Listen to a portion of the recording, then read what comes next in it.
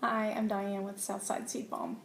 Are you thinking of making seed bombs or seed balls or seed kisses or whatever you want to call them for your next outdoor event or nature-centered event? You're wondering how to do it?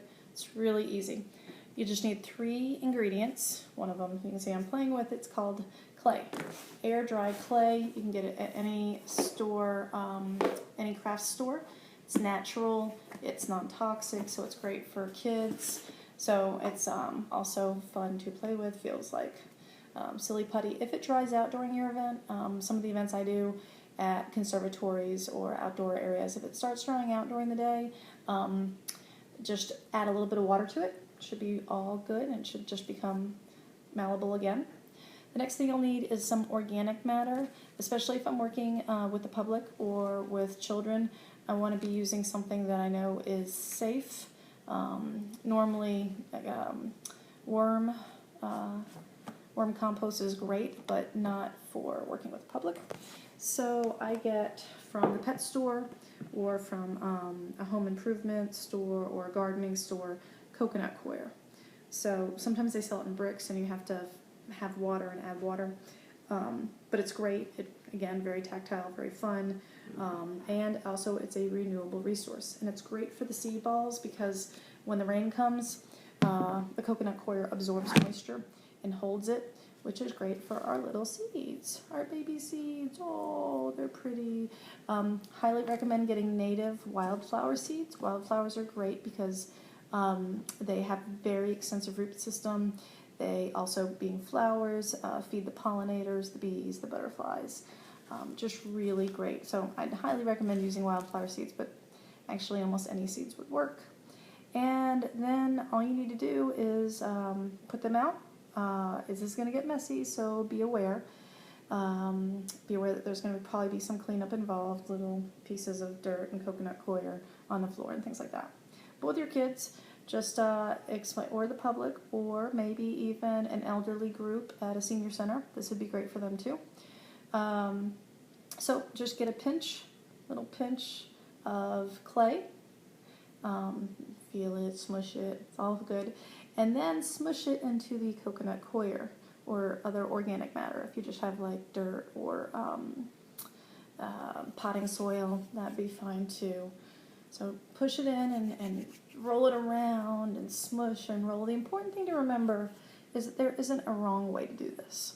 The important thing is everybody's having fun and doing something good for the earth. So now that you have your clay with some organic matter in it, just smush it into some seeds and roll it around. And what you can be explaining as you're smushing and rolling is how good wildflowers are for the environment, how great the root systems are, how great they are at managing storm water, how great they are for pollinating the bees and the pollinating them. They don't pollinate, but they are there for the pollinators, the bees and the butterflies, and how important everything is to the ecosystem. And so then you have your little balls, and you can make them big or small. Again, there's no wrong way to do it. You can make little, actually even kisses, like a Hershey kiss with them. You can make them flat so they don't roll when you throw them. It's up to you. Just nothing, there's no wrong way to do it. I'm often working with kids, and I'm always surprised at the parents who are going, oh, no, pay attention to her. Do it exactly like she's doing it. Smush it into here. No, forget it. Have fun. Smush, smush, smush and roll. I mean, there's no wrong way to do it. Let's have some fun here. How many times do we get to have fun? Well, hopefully a lot. But smush and roll, and make sure you get some seeds in there, and just have a good time at it. It should be very tactile. It should be very pleasant and peaceful. All right, so now that you've got your seed balls, you want to allow them to dry overnight.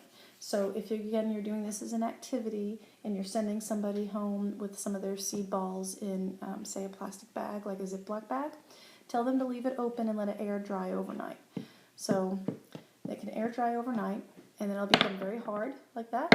And I encourage you to have some dried seed balls at your table or event so that they know what to do with them and what they're going to be like the next morning. So they're going to be hard. That actually makes them really easy to throw.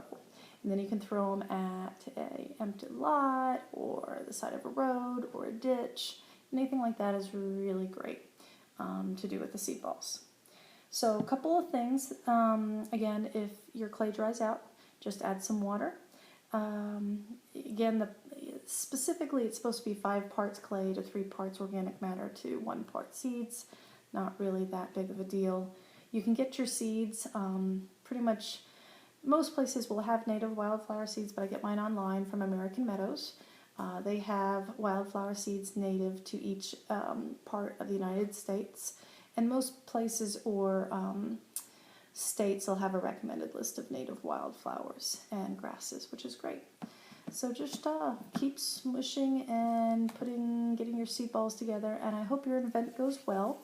It really is a great event for kids with very short attention spans, and maybe parents with very short attention spans, and then they get to take something home with them, and it just makes everybody feel really good. Some people get really into it and just find it very peaceful and just stand at your table for a while, but you can have that time to talk about what they've seen and actually really focus on the nature of focus of your event. So another great place for these to go is at the bottom of a downspout, where nothing grows because it's too wet. Oh, that's a perfect place for wildflowers with their extensive root systems. If you have any questions, don't hesitate to email me. I'm at Southside Seed Bomb. It's actually only one, so there's no S. .com. Southside Seed Bomb, BOMB.com. And good luck with your event, and let's go beautify the world. Southside Seed Bombs. Bombing your neighborhood with beauty. Bye.